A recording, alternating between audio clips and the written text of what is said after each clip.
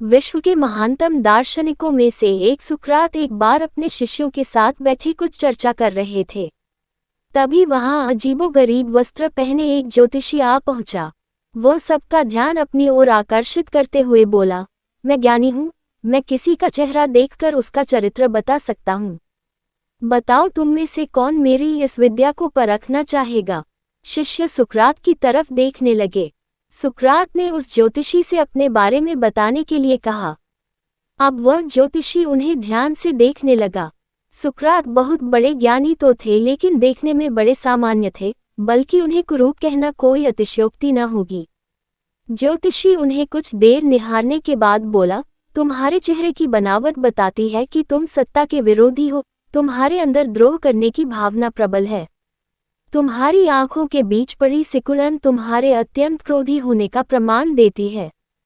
ज्योतिषी ने अभी इतना ही कहा था कि वहां बैठे शिष्य अपने गुरु के बारे में ये बातें सुनकर गुस्से में आ गए और उस ज्योतिषी को तुरंत वहां से जाने के लिए कहा।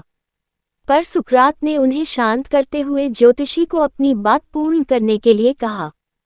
ज्योतिषी बोला, तुम्हारा बेडौल सिर और माथे से पता चलता है कि तुम एक लालची ज्योतिषी हो, और तुम्हारी ठुड्डी की बनावट तुम्हारे सन की होने के तरफ इशारा करती है।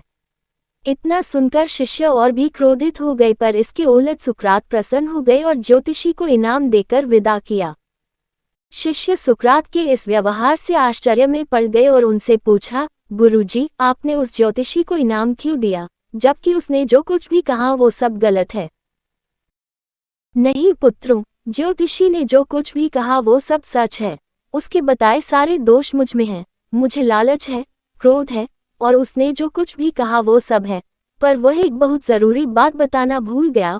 उसने सिर्फ बाहरी चीज़ें देखी, पर मेरे अंदर के विवेक को नहीं आंक पाया, जिसके बल पर मैं इन सारी बुराइयों को अपने वश में किए रहता हूँ। बस वह यहीं चूक गया, वह मेरे बुद्धि के बल को नहीं समझ पाया। सुकरात ने अपनी बात पूर्ण की। मित्रों, ये प्रेरक प्रसंग बताता है कि बड़े से बड़े इंसान में भी कमियां हो सकती हैं, पर यदि हम अपनी बुद्धि का प्रयोग करें तो सुकरात की तरह ही उन कमियों से पार पा सकते हैं।